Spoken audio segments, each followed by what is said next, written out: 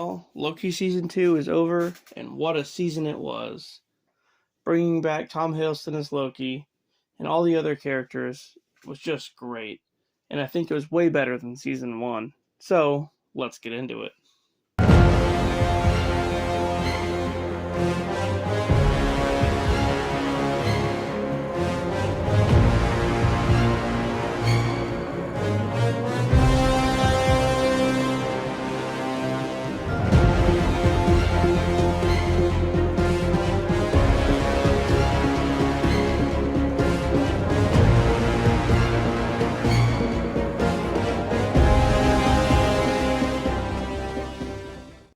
In episode 1, it starts off with the ending of the first season where Loki returns to the TVA and warns them about Kang.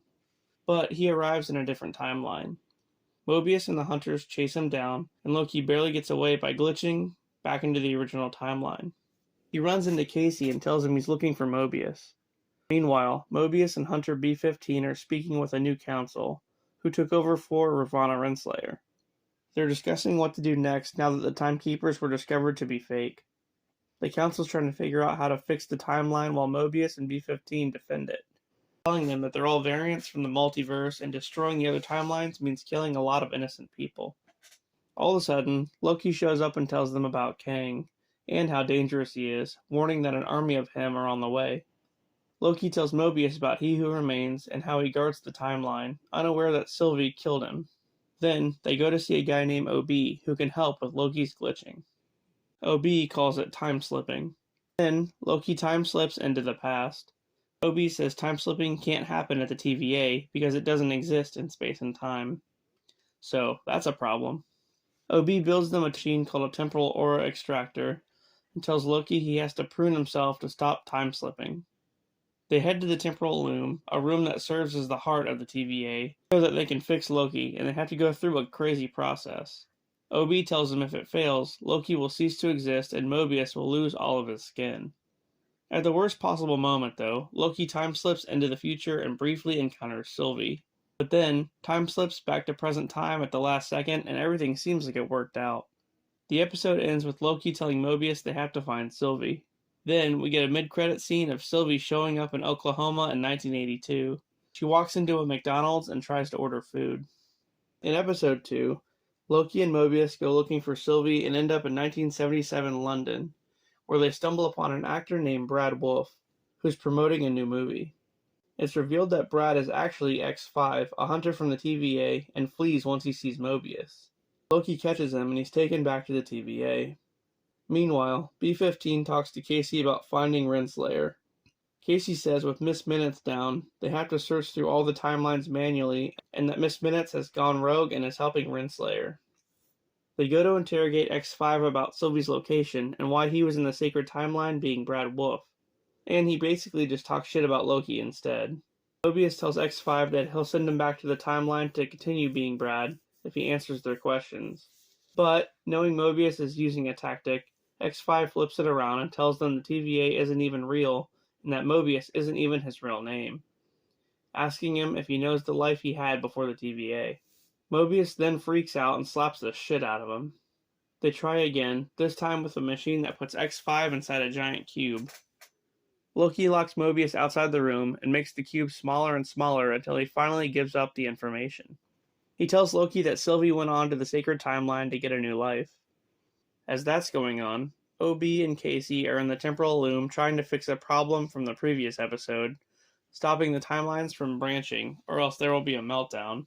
OB says they can't open the blast doors without a temporal scan of He Who Remains, because he's the one that created it. The only other option is they get Miss Minutes to open it, but she went rogue, so that's not an option either. After that, X5 takes Loki and Mobius to 1982 Oklahoma, to the McDonald's Sylvie was at. After a brief reunion, Sylvie says she wants nothing to do with Loki or the TVA, until they find out that Dox, a general from the TVA, has been bombing and destroying the branch timelines, completely erasing them. So, Loki, Sylvie, and Mobius go after her. Dox is captured, but not before hundreds of the timelines are destroyed. Then, Sylvie returns to 1982 with He Who Remains TemPad in her hand. In episode 3, the episode starts off in Chicago in 1868, with Renslayer arriving through a portal. She meets up with Miss Minutes, who tells her He Who Remains wanted her to put a certain package containing the TVA handbook in a certain window, which just so happens to be the house of a young Nathaniel Richards, aka Kang. Meanwhile, back at the TVA, OB, Loki, and Mobius are trying to stop the meltdown and decide to go look for Miss Minutes, who's the only one that can stop it. Loki and Mobius head to Chicago in 1893, where a World's Fair is being held. They find Renslayer attending a show by Victor Timely, a Kang variant who's a brilliant inventor. He demonstrates the first version of his temporal loom, causing businessmen in the crowd to take interest in wanting to buy it. Miss Minutes then tells Renslayer that Timely is the man who becomes He Who Remains. So, does she mean Victor Timely is He Who Remains, or just that one of his variants become him? It gets confusing. But anyway, as Loki and Mobius finally catch up to Victor, the guy Timely sold the loom to realizes it was fake and chases him. After evading the guy, to make matters worse, Sylvie shows up and tries to kill Timely. Mobius tries to talk Renslayer into helping them, but she refuses. Sylvie's relentless in her mission, and suddenly, Renslayer has Miss Minutes cause a diversion so that they can all escape. Miss Minutes and Renslayer come clean to Timely and tell him about the multiverse and how a variant of him created the TVA. And they ask him to come back to the TVA to fix their loom, also saying that Loki and Mobius can't be trusted. After that, they share a boat ride over to Timely's lab, and it looks like we are seeing the start of their romantic interest in each other. That is, until Miss Minutes leaves Renslayer at sea in a lifeboat. It's here we start to see a more sinister side of Miss Minutes. It gets pretty weird. She almost seems like she's in love with Victor, and she's super clingy. Then, she calls herself his girlfriend, so he freaks out and shuts her down. Yeah, that was pretty sketch. After that, Renslayer shows up and threatens to prune Timely, but Loki and Mobius intervene. As they try to reason with Renslayer, Sylvie shows up, still trying to kill Timely. But then she has a change of heart and feels bad and lets him go, allowing them all to go back to the TVA. Once they're gone, it comes down to Sylvie and Renslayer, but instead of killing her, Sylvie kicks Renslayer through a portal, landing her at the Citadel at the end of time in front of a dead He Who Remains. Episode 4 opens up with Miss Minutes telling Renslayer the truth about her and He Who Remains. That he told her they were going to watch over the sacred timeline together and be together at the end of time. But then, as soon as Renslayer leaves, he tells Miss Minutes to erase her memory along with everyone at the TVA. Loki, Mobius, and Timely get back to the TVA to meet with Casey and OB. Meanwhile, Hunter B-15 is talking to the chick that runs the council, who wants her to talk Renslayer into helping them. OB meets Timely and is overjoyed, stating he based all of his work off Timely's work. Which is a bit of a paradox, because then Timely says he based all his work off OB's work. But this is due to the fact that Renslayer gave Timely that TVA handbook back when he was a kid. So yeah, it's cyclical, and it gets confusing. As that's going on though, X5 is trying to rally the other prisoners, General Dox, and her soldiers to find a way to escape, when B-15 shows up and offers them a deal. They help protect the TVA from Renslayer, who wants to take it over, in exchange for their freedom. B-15 leaves them to think it over, and then Renslayer appears in a portal, giving them a different ultimatum. Either they help her take it over, or they die. When they all refuse though, Renslayer kills them all, shrinking them with the box machine. All of them except for X5, who ultimately decides to help her. A bit later, B-15 finds the prisoners dead and Miss Minutes has taken back control of the TVA, causing technical problems with OB's equipment.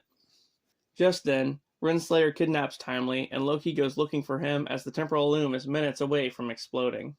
Sylvie goes to help Loki, but Miss Minutes traps her in an elevator. Once she's free, she opens the doors to see Loki get pruned by another Loki, without any explanation. OB and the others decide to reboot the system, which takes Miss Minutes offline. Following that, Sylvie possesses X5 and forces him to prune Renslayer, allowing them to rescue Timely. Back at the loom, OB says one of them has to put on a radiation suit and attach a modifier to the core of the loom, stabilizing it. Timely volunteers, despite the intense temporal radiation he has to walk through, and as soon as the doors open, he steps out and Timely gets turned into spaghetti by the radiation. And when I say spaghetti, I mean just how like Wanda turned Reed Richards into spaghetti. Yeah, like that. Then, the episode ends with everyone looking on in horror as the loom explodes. Episode 5 starts off right after the explosion with Loki waking up in the TVA, but it's abandoned. He time slips into another room where he sees his future self standing in the distance. As he walks forward, he becomes the future version of himself when another Loki appears behind him, appearing to be himself from moments earlier. Then, we see Alcatraz in 1962. A prisoner breaks out through a hole in the cell wall and escapes. Loki time slips there, and the prisoner turns out to be Casey, who doesn't recognize Loki at all. Loki then time slips a few more times and ends up in New York in 2012. Hunter B-15 is a pediatrician tending to a patient. But before Loki can speak to her, he time slips again, this time landing in Cleveland in 2022, in front of a jet ski manufacturer. Inside, Mobius, whose real name is Dawn, is trying to sell a jet ski to a guy when Loki walks in. Upon speaking to him, Dawn thinks Loki is just trying to buy a jet ski. After that, we head to Pasadena in 1994, where we see OB, or Doug as he's known there. He's buying a book in a bookstore. He returns to his workshop where Loki appears. Loki explains everything to Doug, and at first he thinks he's talking about fiction because Doug is a writer. Then he actually believes him and wants to help. Doug tries to find a reason for Loki's time slipping, but can't. Doug says the only way to get back into the TVA is to have everyone together who was present when the loom exploded. Then they have to use everyone's temporal aura to locate the TVA, because it doesn't exist in space and time. Loki gives Doug the TVA handbook that he wrote as OB so that he can build a temp pad. Suddenly, Loki time slips back to Dawn's timeline in front of his house. He tries to convince Dawn to help, but he doesn't buy into it. That is, until Doug shows up with the temp pad. After that, they find B-15 and Casey as well, rounding up everybody who was present. Then Loki goes to 1982 Oklahoma to get Sylvie. When he arrives, he's surprised that she remembers him. She's the only one who actually does. He tells her he needs her help to bring everyone back to the TVA, but she tells him that everyone is where they're supposed to be, free from the TVA, living their real lives in their own timelines. She also tells Loki that he's selfish because he admits he only wants everyone back together so he's not alone. Realizing this, Loki gives up and abandons the mission. A bit later on, Sylvie is relaxing at a record store when the universe around her starts to unravel. She escapes at the last minute through a portal, and meanwhile, back at Doug's workshop, everyone is questioning why Loki all of a sudden is giving up. Then, Sylvie shows up and urges him to continue the plan. With everyone accounted for, Loki asks for the temp pad, but it's missing. When Loki accuses Casey of stealing it, because he was at Alcatraz for some reason, Casey suddenly unravels, followed by Dawn and all the others. As the room starts to unravel around Loki, he time slips to moments earlier where everyone is still alive. He tells them that he finally figured out how to control his time slipping, and time slips to the TVA right before the loom explodes. In the finale, Loki tries to repeatedly save time from getting shredded by the loom radiation. He goes back further and further in time to the point to where he rushes OB entirely to make the multiplier so that he can fix the loom before the radiation gets too deadly. Loki tells OB that he wants to learn how the multiplier works himself, and Timely tells him it would take centuries to learn about it. So, time jump to centuries later, Loki arrives back at the TVA with knowledge of everything. But the knowledge of knowing everything and what will happen freaks everyone out around him. Eventually, Loki takes charge of the plan, and Timely successfully connects the multiplier to the loom. This allows more strands of timelines to fit through the loom, avoiding the meltdown. But, all of a sudden, the loom starts to melt down anyway. OB and Timely tell Loki that there's too many branches in the multiverse for the loom to contain. So then, Loki goes back in time right before Sylvie kills He Who Remains. But, Loki ends up in an infinite time loop of trying to stop Sylvie from killing him because she won't back down. He Who Remains just freezes time and explains to Loki that he knew all of this would happen and he planned for it. Also that the loom exploding isn't a big deal. It was designed as a failsafe to protect the sacred timeline. So basically, the explosion would only destroy all the new branches and keep the sacred timeline intact. He Who Remains then tells Loki to kill Sylvie so that she never actually kills him and undoes pretty much everything that happened since his death. Loki declines to do so and then heads back in time to the first episode of Season 1, where Mobius is interrogating him. They share a heartfelt moment where Mobius tells him a story about he and Renslayer used to be partners, and how he botched a mission one time because he couldn't prune a child. Mobius then tells Loki that you have to choose your burden. So, back in present time, Loki approaches Sylvie and says the only way to save everything is to kill her, so that she doesn't kill He Who Remains in the first place. but ultimately he can't bring himself to do it and destroys the loom instead. This causes branches to go all over the place, but Loki uses his magic to weave them all back together, and he takes his place at the Citadel as the new He Who Remains. Later on, back at the TVA, Mobius tells B-15 that he's leaving and going to live his life on the sacred timeline. OB gets a new handbook that I assume Loki wrote. Renslayer wakes up in the void, and Sylvie goes off on her own. In the final shot of the episode, we see Loki sitting on his throne, guarding the timeline. The end. Wow, that was crazy. Way better than season 1. I mean, so much stuff happens. The TVA falls apart because of what happened in season 1, and then the guys having to fix the loom from exploding. It's hard to say what my favorite part was. I really enjoyed Owen Wilson's performance, though, and Jonathan Majors as Victor Timely was incredible. Also, Tom Hiddleston, I think he needs an award for this one, for real. The story came full circle with the timelines not being destroyed, and Loki basically sacrificing himself to become the new He Who Remains. The only loose end I can think of is Renslayer waking up in the void, unless she gets eaten by Alioth, that purple cloud monster from the first season, because that's possible.